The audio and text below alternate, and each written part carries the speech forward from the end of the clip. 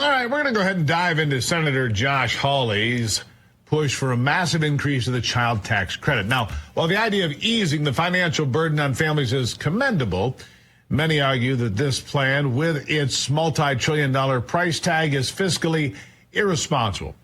Is this new proposal a necessary boost for American households, or is it a financial misstep at a time of staggering national debt? Join me now to discuss this, the Executive Vice President of the National Taxpayers Union, Brandon Arnold. Brandon, good afternoon. Hey, thanks for having me again. Talk about a misstep. I'm pretty sure I just read Congress is getting giant raises in this continuing resolution. We'll get back to that misstep in a moment, but let's start here. What do you say? Yeah, I mean, I think this is a misstep. I appreciate where Senator Hawley is coming from. I have two young children. It's extraordinarily expensive to raise a kid. It was even before the Biden administration. And since 4 years of Joe Biden, it's become even more expensive. So I get where Hawley is coming from. But the fact of the matter is we have huge portions of the Tax Cuts and Jobs Act expiring at the end of 2025, just about a year from now. That's already going to cost about $4 to $4.5 trillion just to keep taxes where they are today. If we're talking about adding to this, what Hawley wants to do, a huge expansion of the child tax credit, that's easily adding $2 to $3 trillion on top of that 4.5. And that's not even talking about some of the other proposals that have been floated out there, like no tax on tips, no tax on overtime. We simply can't afford to have a $7, $8, $10 trillion hit to our national debt, not at this time. So we need to be a little bit more fiscally responsible about the way we approach our tax situation. So I hear what you're saying there, and then I'm going to go back with serious questions about this continuing resolution, which is really an omnibus spending plan. It's egregious. It's loaded with tens of billions of dollars worth of garbage, including pay increases for Congress. I think there's $60,000 a piece for members of the House. I mean, really? This is the time when American families are suffering from the effects of inflation and the devaluation of the dollar, and everything's more expensive, and more people have more credit card debt, more debt that's in default than at any time in recent memory for sure. This is the time that Congress thinks, oh, let's ask for a raise and write it into the bill. I mean, talk about tone deaf. Good Lord.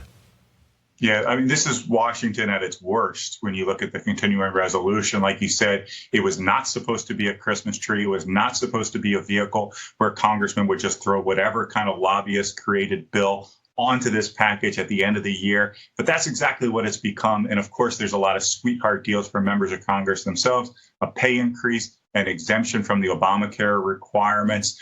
This is a horrible bill, and it ought to be shot down. And I say that as somebody who has utmost respect for Speaker Johnson. I just think in this case, he got it completely wrong. We need to go back to square one and just do a clean CR. Let's get the government funded into next year. We'll have a new Congress, Republican-led Senate. We'll have a new president, obviously, in Trump. And then we can start tackling our nation's spending addiction and start to get this country back on track. Well, the problem is if he puts it on the floor, it's going to pass because the Democrats will all vote for this mess, pretty much. And Republicans like Ralph Norman or Matt Rosendale or whoever, Marjorie Taylor Greene, that say, no, we're not voting, it won't have enough. But, man, it'll put Speaker Johnson in real jeopardy going forward. You may have respect for him, but you might have to get through with that quickly because he might not be there. I don't know what the future of this is, but I see reckless spending problems all over this government. So do you. And other big problems. So where do we go from here? Yeah, I mean, there's mounting frustration about Speaker Johnson's approach to this bill. There's no doubt about it. I don't think it'd be a good time to throw the House into chaos once again.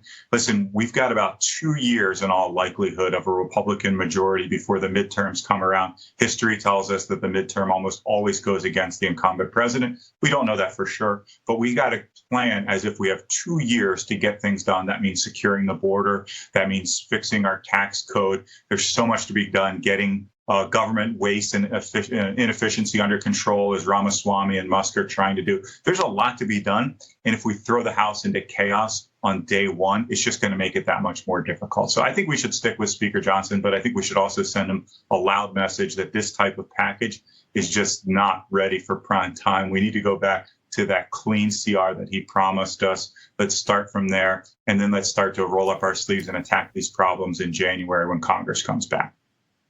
Brandon, I agree with that. The last question I'll ask you, though, is this. You've been through a couple of government shutdowns, right? We all have. I've never noticed. I mean, I know that a national park was closed once that I wanted to go to, and I had to wait a day. So what? But unless you work for the government, and apparently only 6% of the government employees actually go to the office anymore, according to Elon and Vivek, unless you actually work for the government and have to go to an office, on the Friday before Christmas, who's going to notice that the government shut down? I'll give you the last word.